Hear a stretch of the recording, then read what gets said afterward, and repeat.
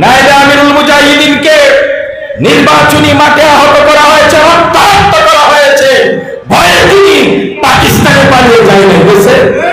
আর জোরে বলেন, মামুনুল হককে ডান্ডা বেড়ি পরিয়ে দিনের পর দিন, মাসের পর মাস, বছরের পর বছর নির্যাতনের স্টিম রোলার চালিয়ে গেছ, কিন্তু কোনদিন ভুলেও দেশ ছেড়ে পাকিস্তান পালায় নাই। আর তোমাদেরকে মানুষ বলতো ভারতীয় দালাল, প্রমাণ হয়েছে সামান্য আঘাতেই তোমরা দলবল সহ ভারত পালিয়ে গেছো। কথা বলে আবার বড় বড় কথা বলতো, আসো খেলা হবে, আছে না নাই? খেলোয়াড়, গোলপোস্ট, সুদ্ধা, বল নিয়া, জাল নিয়া সব দিয়ে পালাইছে। কথা বলে অহংকার ভালো নয়, এটা আল্লাহর চাদর, আল্লাহর চাদর। জেমস বিশাপ এই কথা বলেছিলেন, আপনার তো জানা নাই, এদেশ মুসলমানের দেশ, এদেশ শাহজালালের দেশ, এদেশ 360 আউলিয়ার দেশ, এদেশের পরতে পরতে শিকড়ে ইসলাম গেঁথে আছে, এদেশে ইসলাম থাকবে, ইসলাম ছিল, ইসলাম আছে, ইসলাম ছাড়া সব পরিবর্তন হতে পারে, কিন্তু ইসলাম কোনোদিন পরিবর্তন হবে না। কত মানুষ বলেছিল মাদ্রাসা গুড়িয়ে দেব, বন্ধ করে দেব, কোরআন ব্যান করে দেব, এই করব সেই করব। আজকে তারা নিজেরাই হারিয়ে গেছে, কিন্তু মাদ্রাসা হারায়, কোরআন ব্যান হয় না, ইসলামকে বুঝতে পারে নাই, দাড়ি টুপিওয়ালাকে বুঝতে পারে নাই। ইনশাআল্লাহ আর এই শতাব্দীতে আমরা এই কথা বলতে পারি, এখনকার শতাব্দী হবে দাড়ি টুপিওয়ালার শতাব্দী। এখনকার বাংলাদেশ হবে পাগড়ির বাংলাদেশ, জায়নামাজের বাংলাদেশ, আজানের বাংলাদেশ, হিজাব বুরকার বাংলাদেশ, ইসলামের বাংলাদেশ, দ্বীন আর কোরআনের বাংলাদেশ।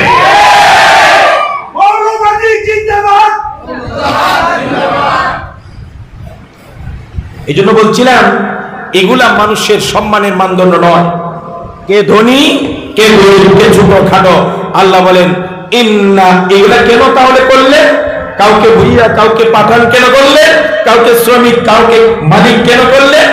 লিতাআরাফু, এক নম্বর পরস্পর পরিচয় হওয়ার জন্য। কারণ যদি এটা বিভাজন না থাকে তাহলে কে কোনটা আমরা বুঝতে পারবো না। আরেকটা কারণে বলছেন ইন্না আকরামাকুম ইনদাল্লাহি আতকাকুম, তোমাদের মধ্যে সবচাইতে দামি সম্মানী কারা? যারা আল্লাহকে সবচাইতে ভয় করে। সুবহানাল্লাহ। এখানে অনেক রিকশাওয়ালা আছে, শ্রমিক আছেন, মজদুর আছেন, মেহনতি মানুষ আছেন, ঠেলা এবং ভ্যান ড্রাইভার আছেন।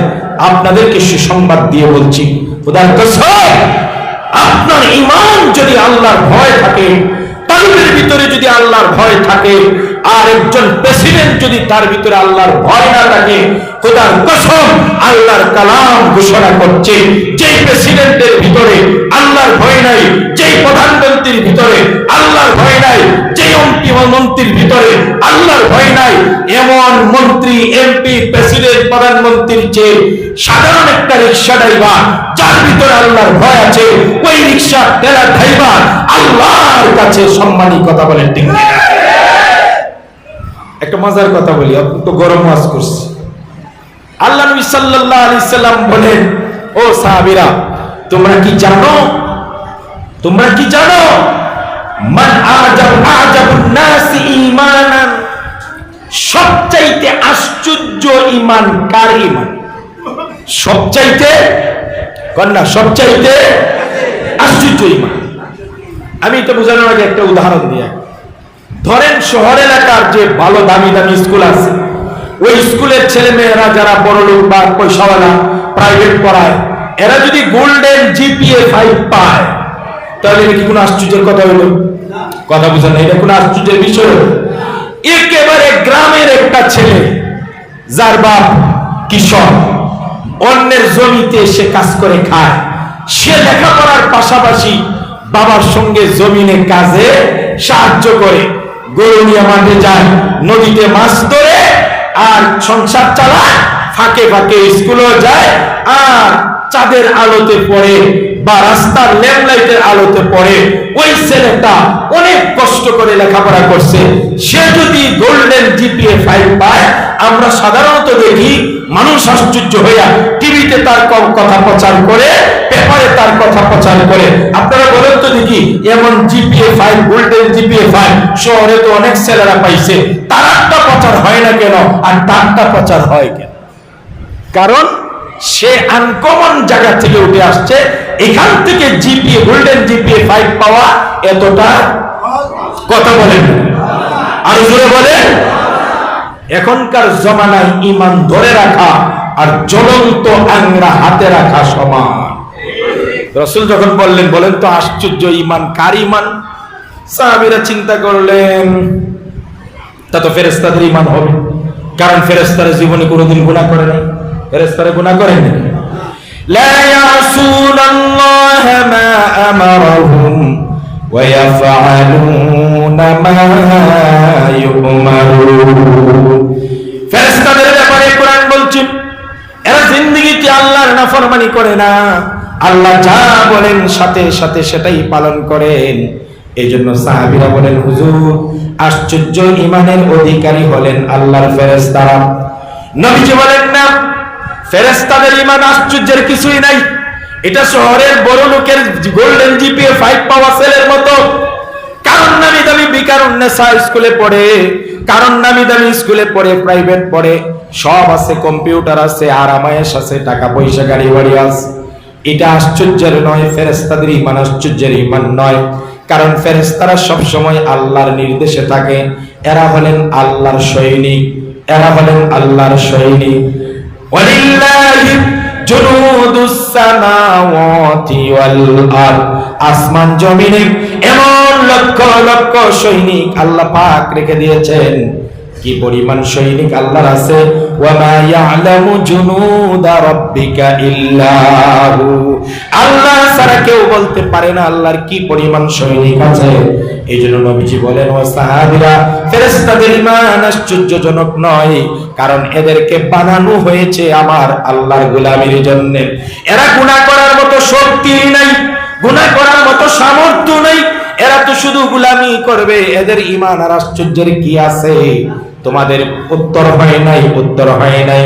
আবার সাহাবায়ে কেরাম চিন্তা করলেন, যদি ফেরেশতাদের ঈমান আশ্চর্যজনক না হয়, তাহলে হুজুর আপনি সহ আপনার যে সকল ভাইয়েরা, মানে সমস্ত নবী রাসূলগণের ঈমান মনে হয় সবচাইতে বেশি আশ্চর্যের ঈমান। তাহলে নবী রাসূলগণের ঈমান সবচাইতে আশ্চর্যের। নবীজি বললেন, সাহাবীরা রে, আমার উত্তর ভুল। সুবহানাল্লাহ বলবেন। এটা নবীজি বলছে, সহিহ হাদিস।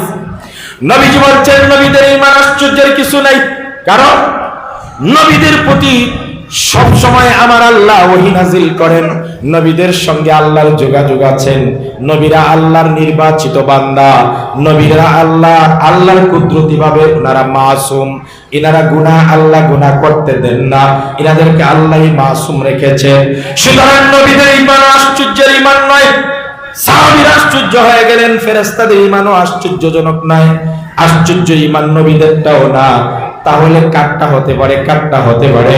এবার সাহাবীরা বললেন, হুজুর তাহলে মনে হয় আমরা যারা সাহাবী আছি, আমাদের ঈমানটা মনে হয় সবচাইতে আশ্চর্যজনক ঈমান। এবার বিশ্বনবী সাল্লাল্লাহু আলাইহি সাল্লাম উত্তরে বললেন, সাহাবীরা আমারও ভুল। সুবহানাল্লাহ বলবেন। সাহাবীরা আমারও ভুল করলে তোমরা সাহাবী, তোমরা তোমাদের ঈমানটা এতটা আশ্চর্যজনক নয়, কারণ তোমরা আমার সাহাবী, আমার সঙ্গে উঠতেছো, খাইতেছো, আমাকে দেখতেছো, আমার সঙ্গে সব সময় তোমাদের লেনদেন, আমাকে দেখে দেখেই তোমরা ঈমান আনছো। আমার কাছ থেকে তোমরা অনেক মুজিজা চোখে দেখেছো। কথা বলেন। ইদরাবাতিস সাআতু ওয়ানশাক্কাল কামার। আমার আল্লাহ রাব্বুল আলামিন যখন চাঁদকে দুই টুকরা করলেন, অনেক মানুষ তো মক্কার সেদিনও চাঁদ দুই টুকরা অবস্থায় দেখেছেন। আমার নবীজির হাতের ইশারায় অনেক কিছু হয়ে যেত। নবীজি রাস্তা দিয়ে হাঁটলে মেঘমালা ছায়া দিতেন, নবীজি রাস্তা দিয়ে হাঁটলেন, গাছগুলো বাতাস দিয়ে, দোলনা দিয়ে বাতাস করতেন। তাহলে অনেক কিছু নবীজির দেখেছেন সাহাবীরা। এই জন্য বিশ্বনবী বলেন, সাহাবীরা তোমাদের ঈমান আশ্চর্যের ঈমান নয়। এবার সাহাবীরা বললেন, হুজুর তাহলে কাদের ঈমান আশ্চর্যজনক ঈমান একটু বলে দেন, একটু বলে দেন। এই ভাইরা, এখন আসল মাউজু এসে গেছে, মূল জায়গাটা আসছে। একটা চিৎকার দিয়ে আলহামদুলিল্লাহ বলবেন এই কথাটা বলার পরে। সবাই লোকেট মি, আমার দিকে তাকান, আমার দিকে তাকান। আমার নবীজি ডাক দিয়া বললেন, ও সাহাবীরা, ফেরেশতাদের ঈমান আশ্চর্যজনক নয়, নবীদের ঈমান আশ্চর্যজনক নয়, সাহাবীদের ঈমান আশ্চর্যজনক নয়। আশ্চর্যজনক ঈমান হলো লিমান আমানা বি ওয়া লাম ইয়ারাউনি।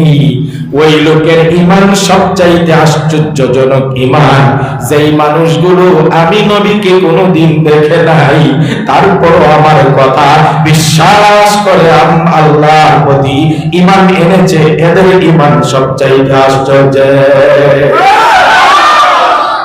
আপনারা খুশি না বেজার?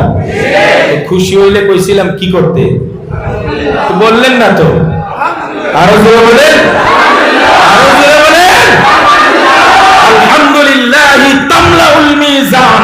বেটা কলিজা ভরে আলহামদুলিল্লাহ বলে, গোটা আসমান জমিন সব দিয়ে আল্লাহ ভরে দিবেন।